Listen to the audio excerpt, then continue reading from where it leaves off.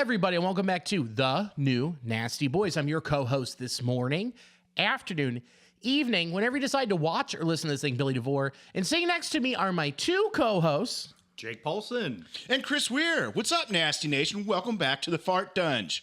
Good to have you back here. It's been a minute, I feel. It smells just the same. It's been 3 weeks. It's been a while. We had the live pod. Mm-hmm. We went to Ryan Geist last week when we clinched the playoff spot. Mm-hmm. And now we're here, changed men. Yes, we are. We've been through a lot of changes here. We've morphed. We've shed exoskeletons. We are new people. I'm actually Jake. We've transformed bodies. Yeah, it was a bold move, but I think it's going to pay off. Yeah. Got to do something. Yeah, got to keep it fresh. No half measures here. Nope. And Jake only had to give up 2 top 10 prospects. Yeah. It's a fair trade for the long term. Man, as always, the show is brought to you by Cincy Light. Cincy Light, the Spirit of Cincinnati. Cincy Light is a refreshingly crisp lager brewed in partnership with Cincy Reigns, benefiting student athletes. This easy drinking classic is the perfect way to celebrate the Queen City, especially after a UC football win. Who day? Whoa! Raise a toast to triumph that the red and black shall reign. Cincy Light beer is available year-round in 12 packs, 24 packs, tall cans for them Cincinnati daddies, and on draft, and also Cincy Light Lime. You had Cincy Light Lime, Cincy Lime. That's how many I had, too. You had a few of those last night. Quite a few. It was delicious as always. Refreshing. Yeah, I went a different, I'm still going with a Ryan Geist beer. I'm going with the Torpedo IPAs that I didn't finish from last night. Ooh. So I just had one I didn't finish. Almost made it. Almost cleared the sixer. Almost, so close. You just left that one hanging, and it was just rattling around in my car going all over the place. It was, but I had to sleep a little bit. Yeah. Sometimes you need a hangover beer. You got to leave that last one. The best was he was asleep like this in the car with a pizza on the lap. And then every 45 minutes I go, "You're crushing it, buddy." And I was like, "Thanks." And he's like, "I'm sorry, and I'll just hit it." Every once in a while, it's like the only thing I could contribute was just letting you know, like, "Hey man, you're doing a great job." Yeah. And then we were like, so we went to Bloomington, had a really fun show at a Christian skate park. Yeah, pretty odd combination, but it looked really cool. Yeah. Specifically Christian? Specifically Christian, we were shredding gnar for the Lord. Okay. You could only do Christ airs on the vert ramp. Yeah, they're like, dude, just believe that this is a full pipe through Christ, not a half pipe. I shouldn't have said that. That wasn't funny. We all make mistakes, and Jesus will forgive us for those. Yes. Yeah, but it was a fun show. But no AC in there. Yeah, well, it's a Christian skate park. No. Well, it's funny because we had to walk through AC to get to the spot, and it was kind of like the timing. Like when Billy and I were looking at each other, it was like, "Hey, man, I kind of thought this would be like, a really hot, muggy spot, And all of a sudden we walked into like another section of doors that led us into the skate park that just wafted in like a funky foot, odor, and just immediately dropped. It was so hot. Yeah. So it was a sweaty night. Sex, wax, and perspiration filled the air. Oh, goody. Yeah. Real cool. But dude, the space, it was awesome. They had like 4 basketball courts. They had indoor like street soccer. They had like gymnastic stuff. You did a flip. I did. I couldn't replicate it though. I did it one time, and I tried to do it again, like on those like circle things you hold on to and hoist yourself up. I just did like one flip on it. I felt really proud of myself. I tried to show Billy, couldn't do it again. I was like, "No, but for real, dude, for real, I did it. I'm not just bullshitting you." There's got to be cameras in this place. Yeah. We got to rewind it. Then over 250 feet away in the corner is Gwen on stage, and Chris is just like, just twirling on a pommel horse. He was just like, and then the guy running the show, Neil, comes up. He was like, Chris was just like, "I did it, but Billy won't believe me that I did." I was like, "I believe that you did it. I know you did it. You're sweating through everything." It was so fun. And then they had rock walls, but the weirdest thing was in the back left corner, there was like this concealed like room. There were a couple like doors kind of open, and it was like all neon pink lights. It was like a fuck room. Yeah, so it totally just looked like a separate room where strippers would go. And I mean, hang it out. is a Christian facility. Not Catholic. Oh, okay. Yeah. Big difference. They don't move those guys around. This sounds like a huge room, though. It was gigantic. Massive. Yeah, I mean, yeah. It was like airport hangar size. That's what it Okay, felt yeah. like a warehouse with other warehouses. I mean, to get a rock wall in there, you gotta have some space. Multiple. Oh, there were Multiple bunched together. And when we pulled up to park at the front, there was a sign that said, looking for pickleball, go around and back for door number 7. Oh boy. Yeah. Door number 7. This is where we keep the olds. Yeah, that's how big you can make it when you don't pay taxes, I guess. Man, but it was a super awesome facility. The show was amazing, So and fun. the audience ruled. It was super cool. Dude, they were great. I mean, I sweat through my shirt. I went up there with tit sweat. And it was prevalent because I was wearing my light blue polo button up. Okay. And it's just right there. And I was watching the game tape from last night. Yeah. And dude, when I was breaking you down the see film, dude, I was milking, dude. And it just expanded. I was like, where are my suction cups? I need to save this for the boy. Like his sweat was just blitzkrieging around his tit meat. It was like he was leaving nothing to the imagination up there. No, not at all. And then I watched and I like leaned one way and the shirt came all the way up. And then you could see one of the folds along with sweat. Listening. I was like, man, I shouldn't be in 4K. No way, dude. Oh, wow. Jamar Chase scored a touchdown. Hey. Interesting. Wow. It's just interesting. How many tackles does he have so far? He might have 4 now. Yeah. I didn't say it was good. I said it was interesting. Bengals are bad. This is going to be bad. He might be good. What? Dude, you fucked me on Friday. Yeah, I did. You're like, how is Iowa State plus 100? I was like, I'll go big. Yeah. And I went believe I big. called you an idiot. What? And then here I am looking like an idiot. Yeah, dude. But you have $10 more than me in your FanDuel account. Well, that's true. That's me going big. That's like 5 units, man. I don't know if you saw UC beat number 14 ranked Iowa State. I did see some clips of that. I saw one particular play where I think one of their defensive guys just got mowed over. Oh, yeah. Pryor, right, to the truck stick? Yep. He's real good. He is. I mean, there's talent on that roster. I just don't have any faith in the coach. I know you don't have faith in Satterfield, but it's working. It seems like it. I mean, that was a big win, and that coming away with a W in that crazy Kansas game was another big win. So. Yeah. Oh, but by the way, so when we went to go get pizza. We went to Mother Bear. Incredible. Like, no joke. This was one of the best pies I've ever had. Dude, so good. And I sent you the logo. Yep.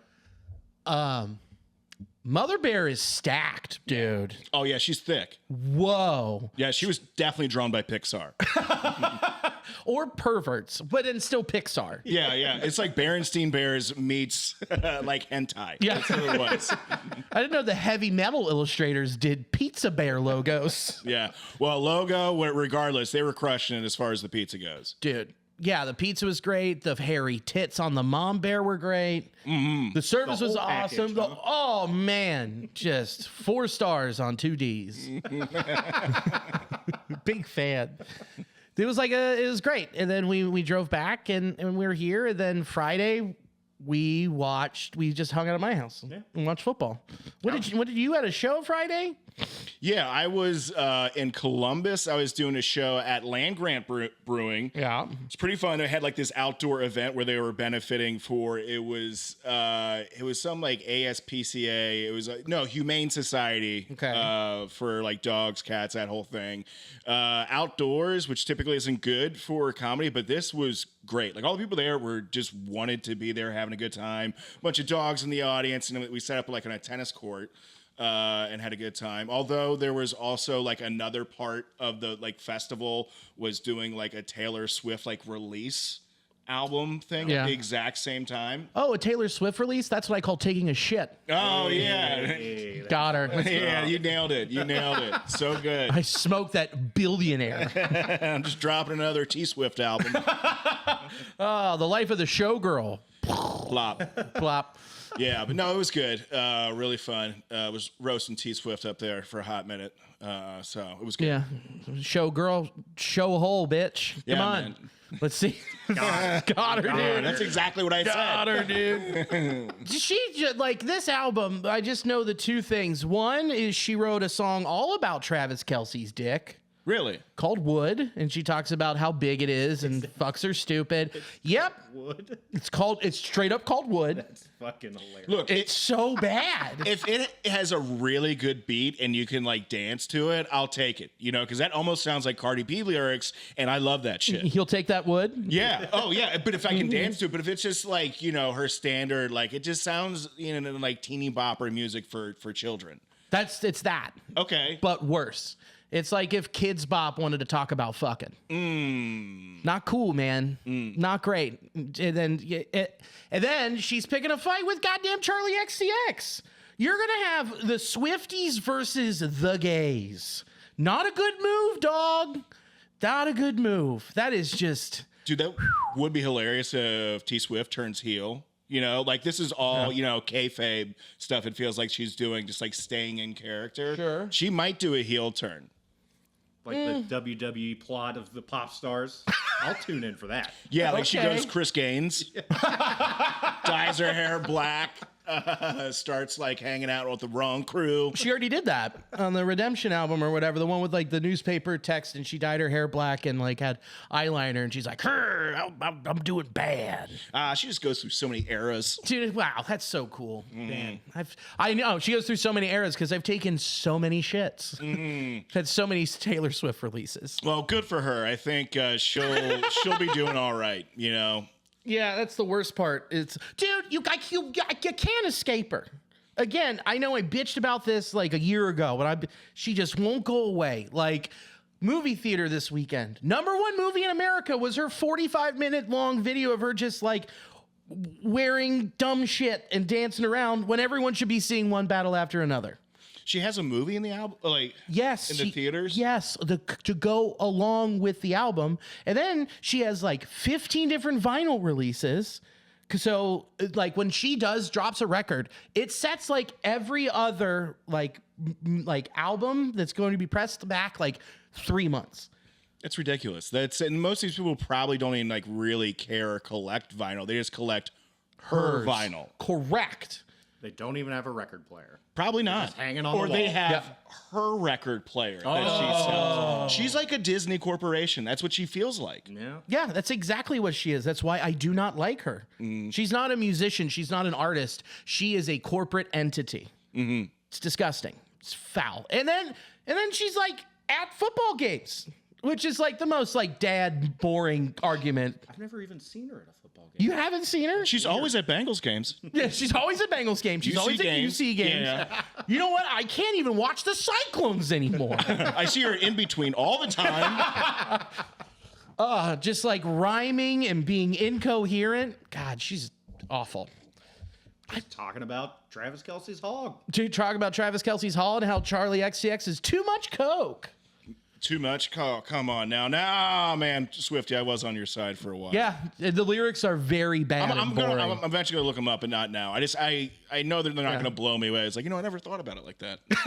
I never thought about Travis Kelce's dick like that. Yeah. It's like, she's making some good points. No way. I didn't know it corkscrewed. Dogleg left. Oh, in the sand trap again. That's what he calls her babe.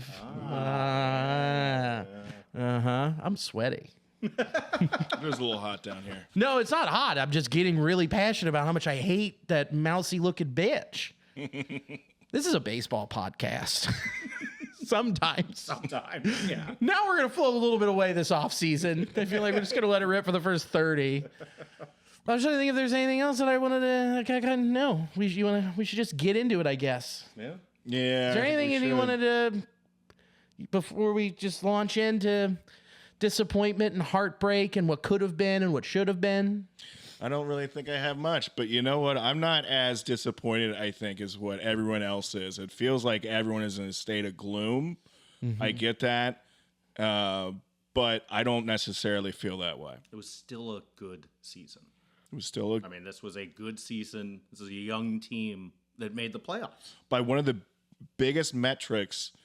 They did well, Yeah. which was making the postseason.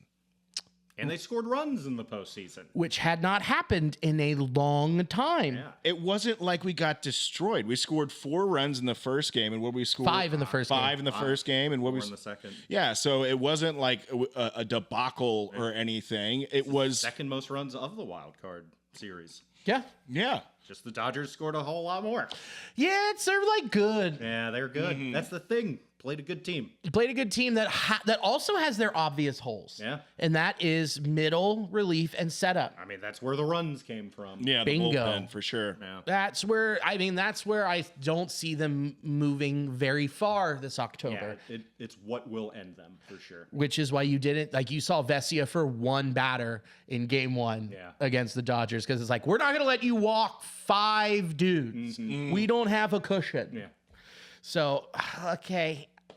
I'm with you. Okay. I don't view it as extremely disappointing. I view it as disappointing because there was an opportunity for them to win both of those games. Yeah, especially game 2. Ex- So many opportunities. Yes. And the problem has been the same problem we talked about all year. Lack of power. Yeah. Someone who can bring somebody in, and it showed its ugly head in game 1 and game 2. Absolutely. Lack of power and also situational hitting in critical times. Not hitting with runners in scoring position. There were several times in both games where bases loaded occurred where the Reds did not push across a single run. Again. And we knew these problems all season. Yeah. When there was plenty of time to address these problems. Yes. And yeah. And We got Miguel Andujar. yes, and we got Key Brian Hayes Okay. to shore up the defense. Which then his back went out, and you're like, oh, he's not as good when his back hurts. Yeah. Which is Imagine that. Which is also crazy because it's almost like he said that at the beginning of last season when he went to the press and said, I don't know if I'll ever be 100% ever again. Oh, you just had to Google, Crawl. It's so funny. Got a slip disc? We got a spot for you. Welcome to the ball club. Yeah. Welcome to the island of misfit toys. That's what it feels like. God. And, we can go back to and look at some of the decisions that were made. And I will defend Key Hayes as far as we can look back from when he started with the Reds. There's probably 3-4 games you can throw out there that arguably he saved a loss. Yeah. I agree. Every acquisition we made had a positive WAR down the stretch. Yes. They all did make the club better, but It wasn't enough. yeah. Yeah, exactly. What it showed that we gave enough to this equation to just barely make it in. And so what we need now is, hopefully enough to win the division and not just barely make it, but to, when we do get in, to produce and advance further. Yeah, I'm with you. Let's lock in, and we'll start with game 1, and we'll start with Hunter Green. Yikes. He just wasn't that good. 3 innings pitched, 6 hits, 5 earned runs, 2 walks, 4 Ks. Not 1, not 2, but 3 home runs given up. And Jamar Chase just scored another touchdown. Interesting. Very interesting. That is something that I needed for my fantasy team. This is almost a game. It's like they're down 12 points. Clever decision. Go for 2, right? Dude, when they fucking kicked that field goal Okay. at the end of going to halftime, no, they're not going to go for 2. They're fucking cowards. They're cowards led by a man who should not be a head coach of the NFL. He should be doing all of our taxes. They didn't trust the I wouldn't line. trust him on that either. They didn't trust the line well enough to think they wouldn't jump. So they said, we're not going to do a hard count because that's too difficult for you idiots. It's too much. It's a lot. And Jake Browning, it's just his playbook. It's a one sheet. It's like color the open receiver, and he can't do that. No. All right, this is a baseball podcast. I'll get back in. I'll reset here. Hunter Green, not too good. 3 innings pitched, 6 hits, 5 earned runs, 2 walks, 4 Ks. Not 1, not 2, but 3 home runs given up. I knew we were in trouble, not because Shohei Ohtani just hit that bomb immediately. after a quick battle, like a 5-6 pitch battle, and you just turned on a fastball. I knew we were in trouble when starting in the third, he started pitching backwards. Yeah. When he pitches backwards is when he gets in trouble because the secondary stuff isn't good enough against especially a lineup that is full of all-stars and former MVPs. And the splitter, didn't have a good feel for it. I mean, Teoscar took it the other way. Slider, I mean, that got taken another way. I mean, it was ugly. Why did he put himself in that position of pitching backwards? Was it just gave up on his fastball and he was like, I guess this is the only way I have out? Yeah, the fastball wasn't looking good, so I think he just made an adjustment, and it just was not his night. I did blame it on jitters, blame it on whatever you want, but that was not the Hunter Green that we saw for the entire month of September. I mean, he just wasn't pitching with much confidence either. I mean, he was like nibbling, he was working backwards. It just wasn't a good outing. Yeah, it didn't feel like he was on, whether there be a combination of, jitters, feeling really juiced there, being at his hometown, his first start in the playoffs. He just wasn't nailing his pitches. His fastball was off. And I think once that got eliminated by the offense, it was much easier to sit in the slider and secondary pitches. And that proved to be, what led to his downfall. Yeah. I think we got a preview of it when the Reds got swept in August when we went out there, and Hunter Green had a very similar outing. He was overthrowing. Yeah. He was not having comfortable gas. He was just like in his head, clearly wanted to make a point. And there was one pitch in particular, I think it was in the fourth, where his foot went all the way left, and then you watch his shoulder follow, and it was just a fastball way out, just into the wall, into the backstop. I feel it's a brutal lineup to pitch against. Oh yeah. So I just as soon as you start losing it, it can unravel really quick. Razor thin margins to go against this particular offense. And I believe we even had a very similar conversation at the Live Binsky's podcast when we were talking to Danny about Hunter Green and how like his flaws initially coming up were working behind batters by not getting ahead, by not throwing a first pitch strike. Yeah. And then also batters eliminating pitches when he's not able to throw at that time one of the two pitches he was primarily using. And I think that's kind of what happened here. Wasn't able to locate one of his pitches. It got eliminated, and he was working, behind in counts throughout pretty much the entire night. Yeah, Right. absolutely. So that put him in big trouble.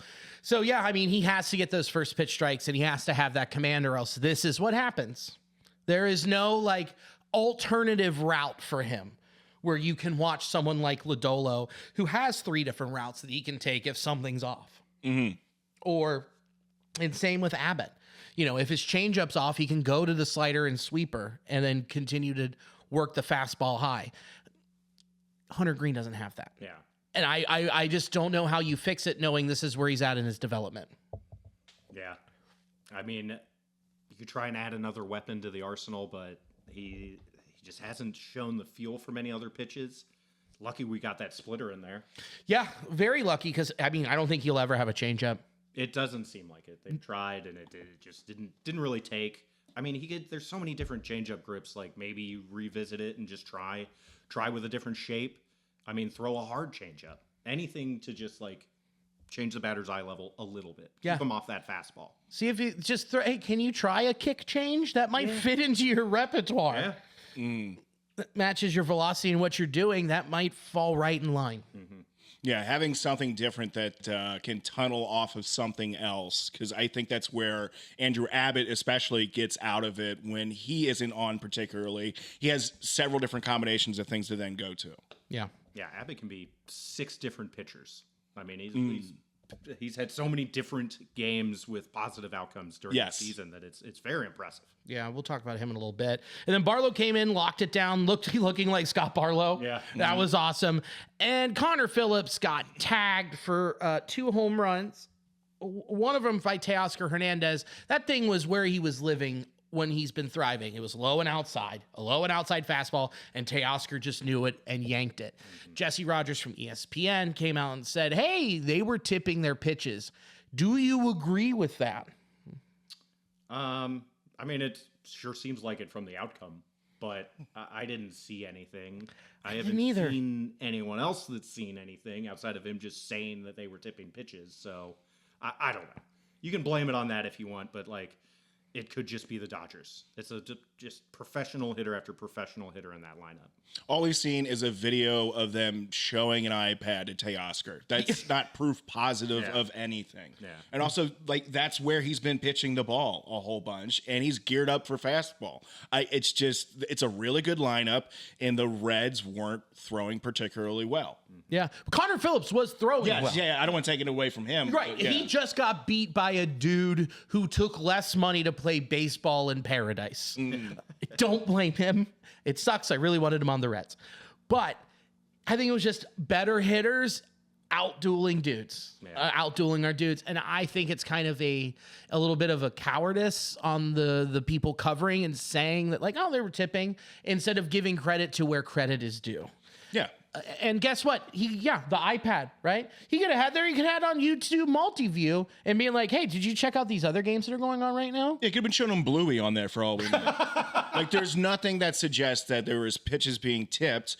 That is just where Connor Phillips is living as of late. And he was thriving. Yeah. No, there's no way they were tipping. I just want that narrative to be put to bed. And speaking of Bluey balls, then we had a little bit of a kerfluffle with their bullpen. Walk after walk after walk, bases loaded. We left and this happened twice, left the tying run on deck. 1 for 7 with runners in scoring position, left 7 runners on base in this game. Was there anyone on the bench in the moment where you're like, why? Could they have like hit these in at some point? Definitely. There were several times where I felt that Will Benson could have been subbed in for another person. There was definitely an at-bat where Ke'Bryan Hayes, I think it was in the 5th for the second game, or I can't remember, where I thought he could have been, Sal Stewart should have batted for him. So there was definitely a lot of opportunities when you feel like, okay, this batter is up who has just been struggling for months, perhaps. Why don't we put one of our hotter bats in? So, yeah, that definitely crossed my mind. Yeah, I mean, Sal Stewart got put in for Hayes in that whole run, and he walked in a run. There was a lot of other – there was not a lot of other people, but they left Will Benson on the bench. Yeah. What the fuck? I mean, with runners on, too, that's when you want – that's perfect for Willie. Like, he can come in and drive them in. He's one of the few that can on this team.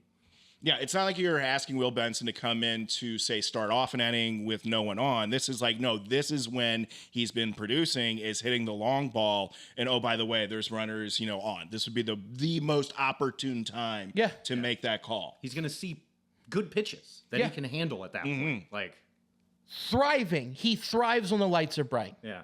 And you're just not going to even give him the opportunity. And he was just a fan for that first game. Dude, and spectator. Oh, okay. Now we're going to just because that was frustrating.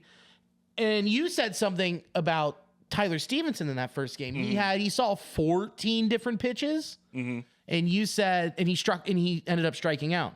And what did you say after that?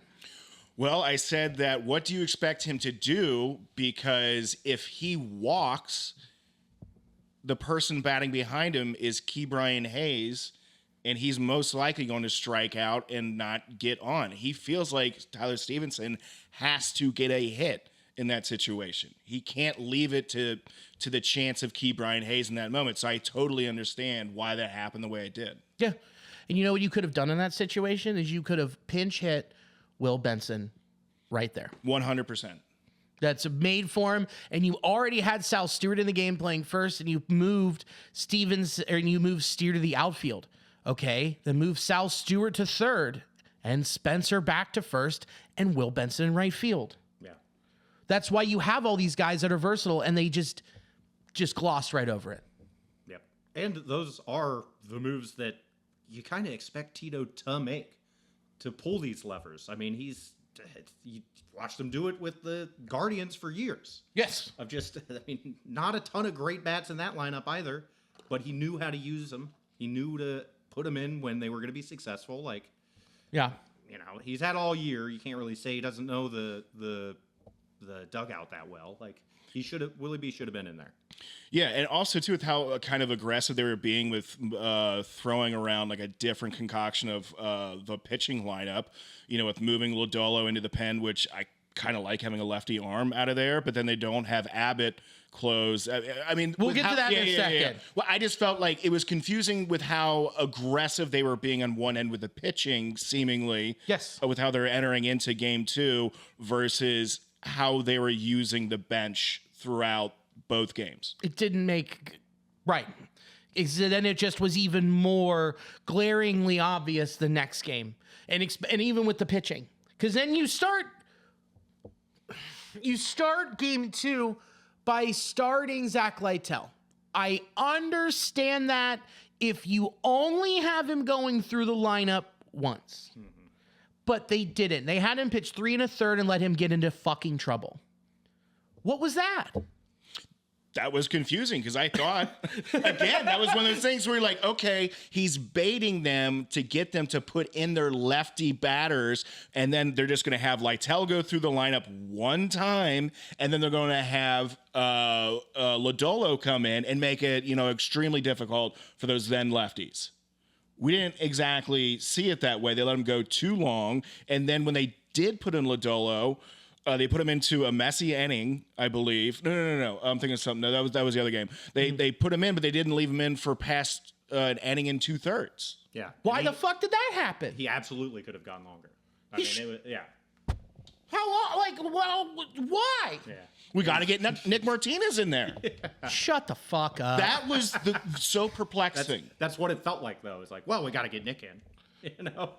You got to let the starter who's stretched out keep going. Yeah, I agree. Like, what? I just need some type of logic besides just like we got to get Nick Martinez in there. Yeah. It made okay. I'm gonna ask the last question because I just want to jump to it because I'm so mad. And then why was Nick Martinez in there for just getting fucking shelled? Yeah. He was in there for a third of an inning, gave up 4 runs. I understand there was an error in there, but like he just looked like dog shit. Why didn't you not get to Chase Burns sooner? Yeah. Or initially. Correct. Mm-hmm. That's what I thought the game plan was going to be, is like have your best, like set them up to get the lineup manipulated to where it's going to benefit you to then have Lodolo and then have Chase Burns come in to get you to Pagan. Yeah. That seemed to be like the best route to go. And it was confusing. And not Nick Martinez, and I love Tony Santillan, but those are your hot hands, and you go to those first. Mm-hmm. And then you save Tony for later when he is used to pitching in the 8th and thriving there. And maybe you have a lead by that point. Quite possibly. If you keep him off the board, You would have had a lead. I don't understand this. Vesey is walking everybody, right? And then, no, it wasn't Vesey. It was Emmett Sheehan was walking everybody. Will Benson's in there. He's finally getting a chance to hit. It's a 1-2 count. And all of a sudden, Dave Roberts comes out. He's like, nope, you're done. You've just fully lost it. Goes out, yanks him. And then Tony pulls Will out from the at-bat and puts in Andujar, who just swings it one over at his eyes. Inning over with runners on at first and second. It's overthinking it. Too cute. Yeah. Precisely. I thought Tito wanted to make a move. It was like, oh, you're going to make that move? Well, I'm going to make this move. It's like, well, that you don't need to do that. I understand what you're doing, but I think you're allowing their maneuver to manipulate you more than what you need it to. Yeah. That's definitely overthinking, overmanaging, and quite literally taking the bat out of the hands of Will Benson. Yeah, you're letting Dave Roberts make your decisions for you. Yeah. You're following suit and you're reacting instead of being proactive. And then it's all hands on deck, and you leave Abbott, who was 3rd in overall WAR in baseball as a starting pitcher, because game 3. That never happened. Mm-hmm. What was that? I don't know. I'd say if you want to get Nick Martinez in, have him be game 3 or something, or like have him. It didn't make sense. Like the amount of people that they felt they had to get in versus the people they felt they had to take out. It never really added up. I mean, there were some decisions I liked on the idea that he was going to do something else. I question a lot of the decisions here that were made and then the ones that weren't made. Yeah. I mean, Abbott would have been on short rest if he had started, but that's fine because he can. I mean, it's Andrew Abbott. He can do a lot of things. Bulldog. Yeah. If he knows, like, hey, you're just going 3. Yeah. And that's, you let him go through the lineup twice. Then you put Lytle in. He can handle a lineup one time through. We saw it. Yeah. And then at that point, you've got a great pitching matchup, hopefully a lead heading into now you're using your actual bullpen arms. Yes, you can bring Barlow back out there. Yeah. Who was masterful in game 1. You can bring Put Santee in a better situation. Yeah, and then Emilio. Yeah. Right. And then you can go Lodolo game 3. With a clean start. He gets to start the game. He's not coming in with just a mess inherited. Right, which is something that he's never done in his entire career at any professional level or amateur level. Mm-hmm. Foolish. Which leads to this. Was the moment too big for Tito in this series? And did he need to shake the rust off of being in the postseason again? That's a big question. I don't want to say no because I do feel like the decisions that were made weren't clear-headed. I don't think there was Tito wasn't on his game, and I feel he was representative of a lot of the players, like a Hunter Green, not necessarily deer in headlights, but deer standing on the side of the road looking at headlights, like knowing, like, hey, I know what that's about. I'm just scared to move. Yeah. Or I'm going to move erratically. I just think we brought it up several times during the season, just overthinking it, getting too cute. I mean, I think that they essentially made this plan when they brought Lodolo out of the pen the first time in the regular season, or that Saturday game. Oh, against Milwaukee? Yeah. And I think that they knew then that this is how they were going to set up the next series, because you wouldn't put him in there if you weren't going to use him as a reliever again, if you didn't have that intention. Whoa! And it is Tito gets the final say, but it's the whole staff went into these decisions. Sure. Everyone, like, there were a lot of voices, I'm sure, and it's Tito's call. Like, that you're the manager, you're going to get all the blame for when things don't go well. But, I think that I'm sure DJ was in his ear and was concocting this plan as well. And I just think they got a little too cute with it. Or do you think they're afraid of his groin going out again? It could be that, but he said it's public statements, so you never know if it's actually true. But, like, they said that they weren't concerned about his health and that it was precautionary. And I don't think they were concerned about the health, or they wouldn't have put him right back out there. That's true. Mm-hmm. I think after watching this, I think that it was too big for him because he pulled all the levers he could, and he knew going into this, he's like, I don't have like a lot to work with, so I'm just gonna work with a lot. Yeah. Mm-hmm. And try any type where he thought he could have some leverage, him and Millsy, just out there telling their folksy stories about what they could do. And I think that's kind of what happened. Mm-hmm. And he folded, and it just got in the way of his judgment, and this is what happened. Yeah. And it sucks. So, yeah, I think that he did get lost in the lights, just like how they looked in the first 5 innings in the first game. Yeah. Just a flawed mentality. Yes. Going in is the big problem. I don't know.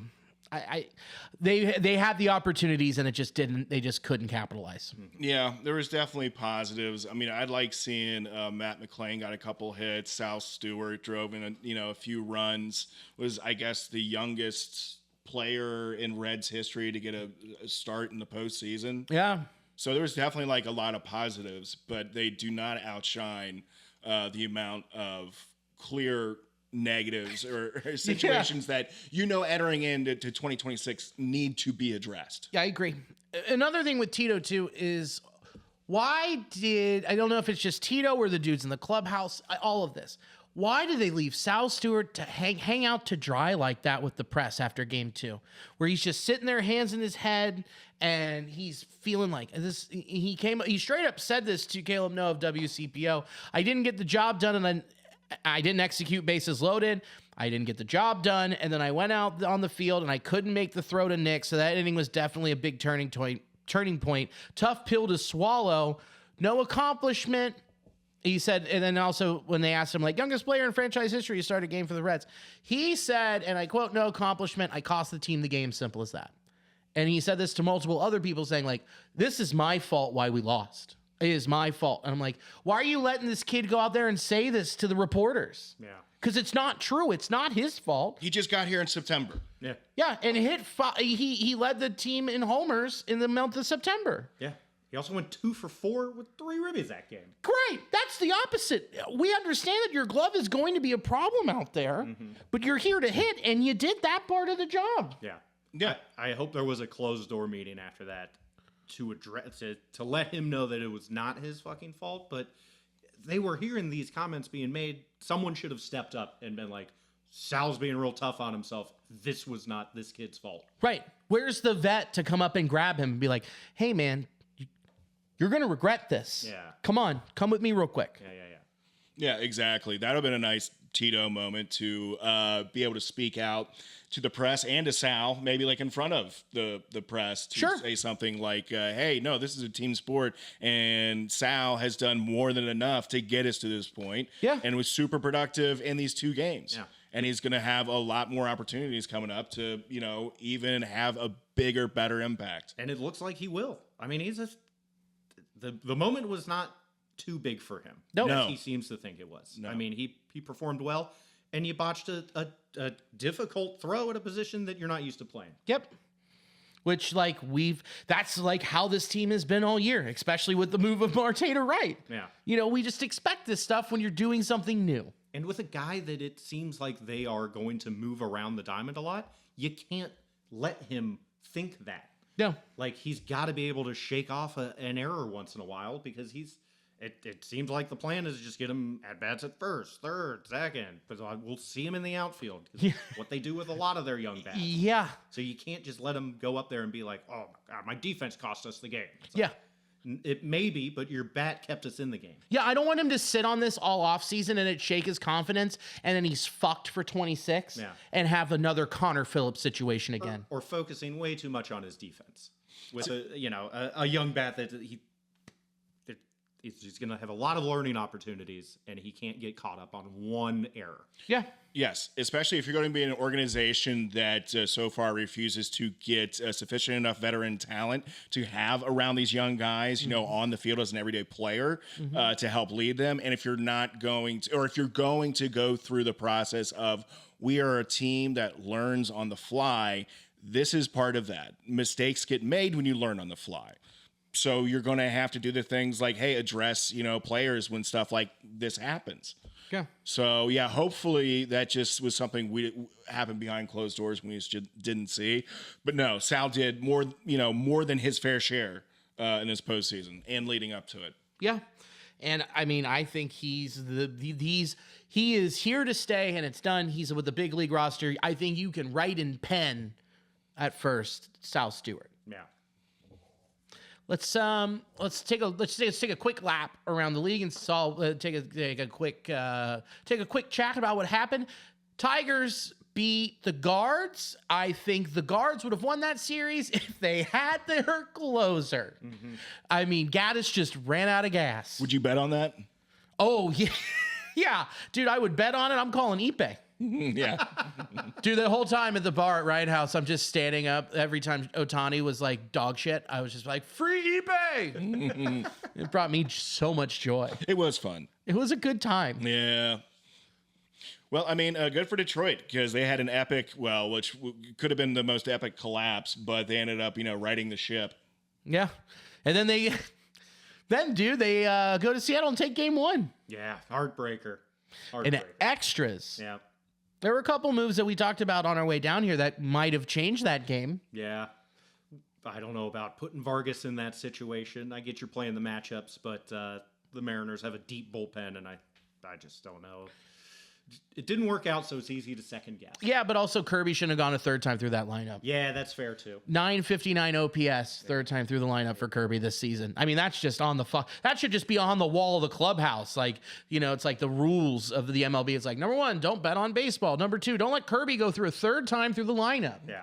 Like, it's right there. I mean, it's tough because of how good he was last year. Right. And they know that he can get through a lineup the third time, but yes, for sure you gotta know where he's at for this season.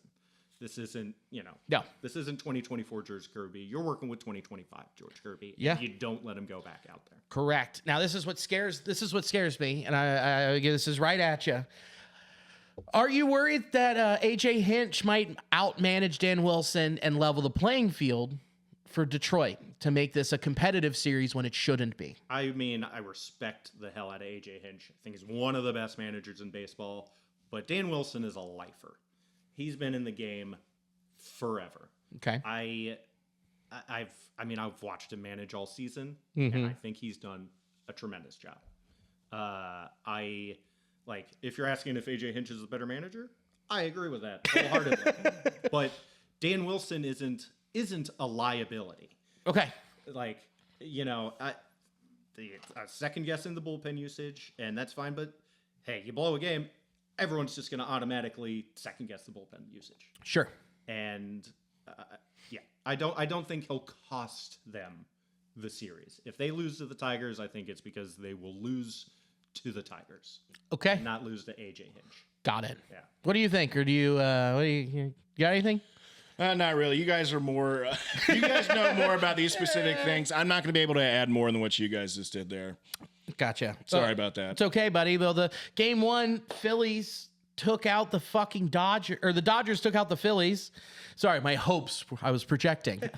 Dodgers took out the Phillies in game 1. Matt Strom is on the bump, and Pajes is on second, and he looks into Strom's glove.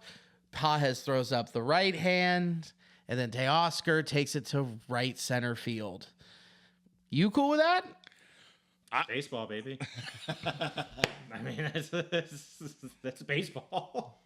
Personally, I know. Well, I'm not cool with it, but personally, not personally. I just think in general, like, that is fair game in baseball. So how I feel about it just doesn't really matter. It's just one of those things. Like, it's just part of it. So you can't really get upset about it. You just got to figure out a way to work around it. The only reason that I'm okay with it is because how do you even begin to stop that from happening? Right. Like, there's not a rule you can implement. There's nothing you can do. So just get used to it, because it's an advantage. This is a sport. You need every fucking advantage you can get. No shit. And hey, it paid off. Yeah. That's just smart baseball as far as I'm concerned. I agree with you. Maybe Strom needs to figure out a way to, like, close his glove a little bit more. There we go. It's almost like it's all his fault. Yeah.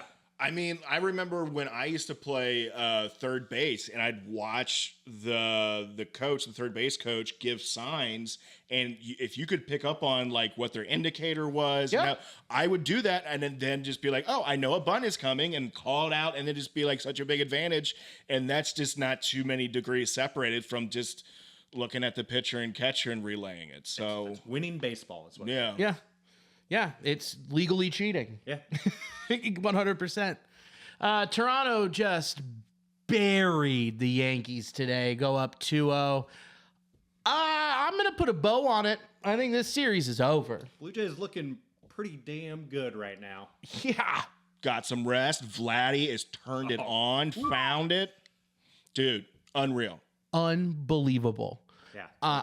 They're going to be a problem for whoever they face in the league championship. Man, I don't want to see them. Yeah. No, who does? They're maybe the best team in baseball right now. They're playing like it. They are playing like it. And man, you just hope Seattle gets through the Teagues, because I think that Toronto would just steamroll them.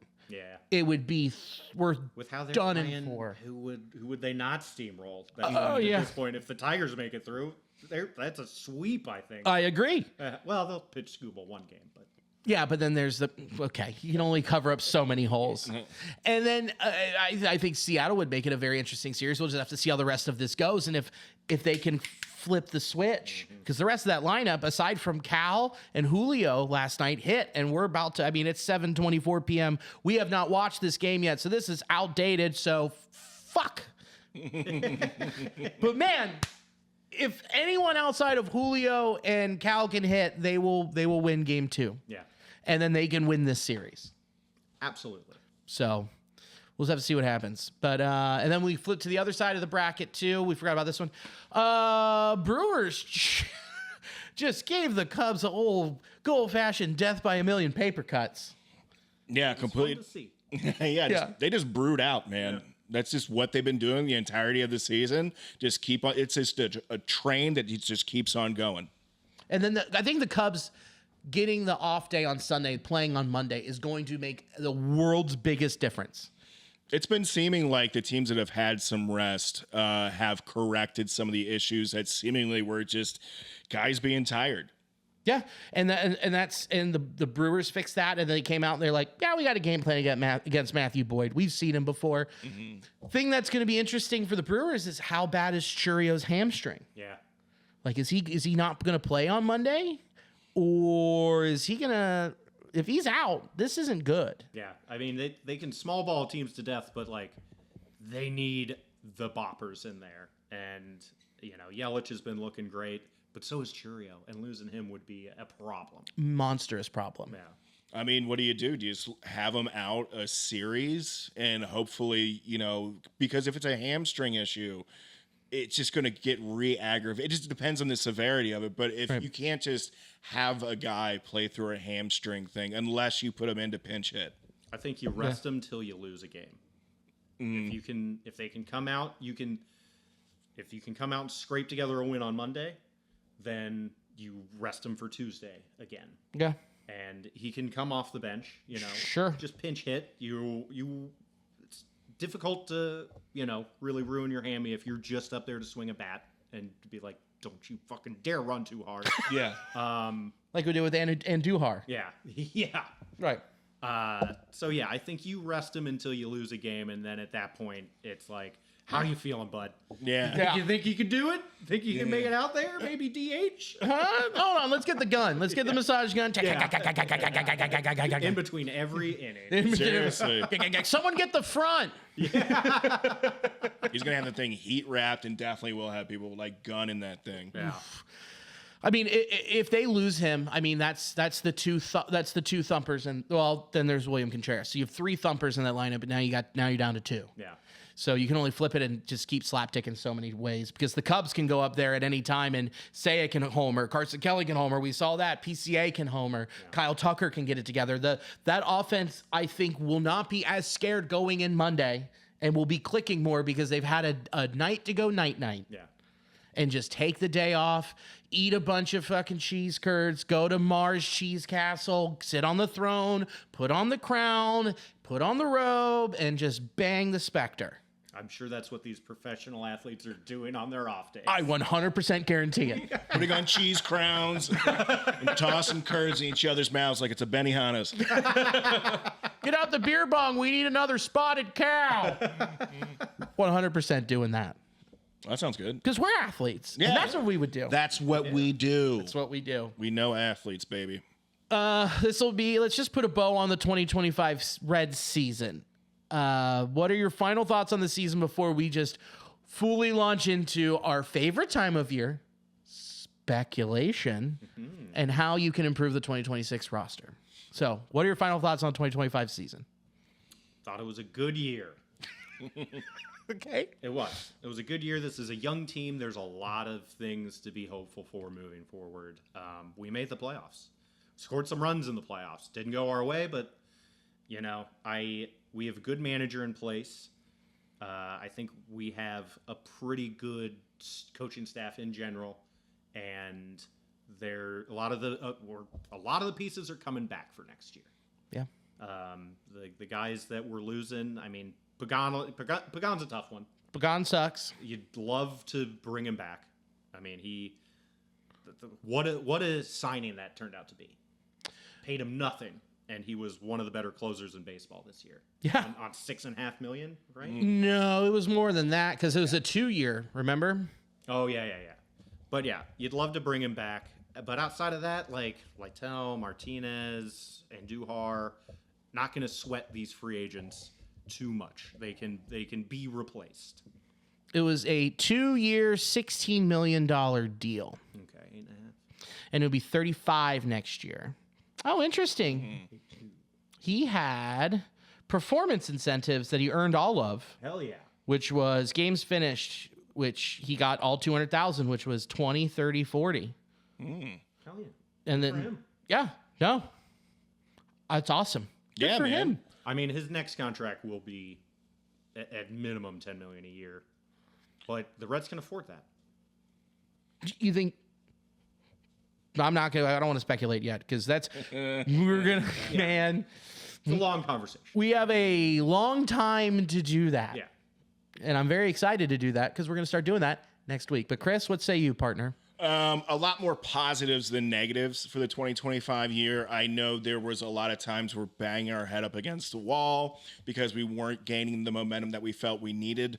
But so many good things happened. Made the playoffs. That is such a big box that we wanted to check. I don't think we should forget that. We saw a lot of players, elevate their game. We saw some guys work through some of the hardest seasons they've ever had to go through, and I think that will pay dividends for next season and seasons to come. And I also think that the issues facing 2026 are very evident. So I think going into next season, it should be easy to pinpoint what we need to do to make us go further into the playoffs. Yeah. For me, the 2025 Reds season was constantly in flux. This team had to be so flexible. This roster had to be so flexible. The bullpen had to be flexible. The starting rotation, we didn't start the year with Andrew Abbott. We started the year with a hurt Spencer Steer trying to figure out his shoulder. Nick Lodolo went down as well. And Hunter Green was gone for 2 months. And the backbone of this team was starting pitching. And they found a way to keep it going and keep it close and close enough to get into the playoffs. Now, a lot of people will take it to discredit this club and say, well, the Mets had an epic collapse. Yeah, well, the Mets also had a $430 million payroll. I am not going to just say that if the Mets collapse, the Reds just shoehorn their way in. No, the Reds had to go win games that they normally wouldn't have in years past, and that's where we got the Tito bump. This team also, we started the year with Jake Fraley as our starting right fielder, and then at the end of the year, it was Noelvi Marte. If I would have asked you in April, been like, hey, man, do you see Noelvi Marte starting in right field tomorrow? No. No one would have said that. Or we would have been like, hey, do you think Key Brian Hayes is going to be playing third for us? We're like, what the fuck happened? Yeah. There's a lot that this team did, and it came to some type of a form towards the end of the year, enough to get into the playoffs, enough to make a little bit of noise, enough to just scare Goliath. And that's a huge win. These boys, this young team got the experience. And now it's time to go into the offseason, go down to Cancun, get a little bit of a tan, and get ready for the 2026 season. Because there's some stuff that's going to have to change, and there's going to need to be some work done by the front office because now they have to take the next step. We can't go backwards again. We already did that in 2024. Because we saw it in 23, we were close, and it's just like, well, we'll do it in 24, and they didn't. So 25 to 26... this offseason is one of the most important offseasons the Reds have had in the past 15 years. So, to put an end on the 2025 season, it was so fun. I had a great time. Now let's get Ellie healthy and let's get some big bats and take the division in 2026. I love it, man. I think that's great. Yeah. I think we're in a good position. I think so too. Yeah. A lot of positives looking forward. Yeah. And next week, we're going to start our offseason discussion on who the Reds need to sign. And it's not going to be a surprise who our number one target should be. Fill in the blanks. You're smart. We need Jake Fraley back. Look, we need to not pussyfoot around this. Yeah, you're right. We got to bring Jake Fraley Fell back. apart without him. We did. And you know what? We also need to bring back some outfield depth. Stuart Fairchild. There we Come go. on. That's what we need to have happen. Yeah. Baby Stu. You know what we could also do in the off season? I don't know. If you let Emilio walk, you could just go out and re-sign Emilio Pagan. Or shit, you go out and re-sign Rizal Iglesias. Yeah. Just bring the boys back. Bring them all back. Jesse Winker, free agent next year. Bring him back. Candelario, looking at you, son. Nick Castellanos, 1 year left on his deal. Go trade for. Oh wait, no, he's a free agent next year, isn't he? I think he has 1 year left. Okay, 1 year. Okay, yeah. Bring him back. All right. Let's round third and head for home. Chris, you want to plug some stuff? Yeah, I do. October 18th, I'll be headlining Commonwealth Comedy Club in Dayton, Kentucky. It's just right by Cincinnati. Please come check that out. There's going to be some very funny people on that show. And if you haven't been to that club yet, why? How? It's seriously one of the best clubs around. So go check that out October 18th. What you got? What do you got? Drink Cincy Light. You did a good job of that this weekend. Yeah, I did. I'm proud of you. I got some stuff on Saturday, the 11th. You can. I am stroking out this episode. Dude, it's been a long week. Seriously. Yeah, it's been a long week. October 11th, I'll be doing Don't Tell Cincinnati. Where is it? Shh, it's a secret. But buy tickets. I know it says Mount Adams. I think I can say that. So there's 2 shows. Get tickets for that. Come see Chris and I October 18th at Commonwealth Comedy Club. They just changed it. I know it's been a couple months. It's still hard when I'm blasting out promo. I'm like, it's Commonwealth Comedy Club. So yeah, come check that out. Check out intheclutch.com. Promo code Nasty Boys. Hop on a bandwagon. You know, come hop on the Mariners bandwagon, the Seattle one. Hot dogs from heaven. This shirt's awesome. It really is. It's pretty great. Jake's is from intheclutch.com. Promo code Nasty Boys, 10% off. Thanks to Sports Drink for hosting the audio of this podcast. Appreciate you. And thanks to Cincy Light, the Spirit of Cincinnati. Drink some Cincy Light down the home stretch of the rest of these playoffs. You won't regret it. And thanks for having us in the Fart Dunge. Hey, glad to have you all back here, man. Feels good. Yeah, it feels good to be back here. Yeah, at the end of the season, and I feel like we did it. Yeah. You know, we accomplished something. Some stuff happened. And thank you guys for watching and are listening. And as always, go Red Legs. Go Red Legs. Go Red Legs.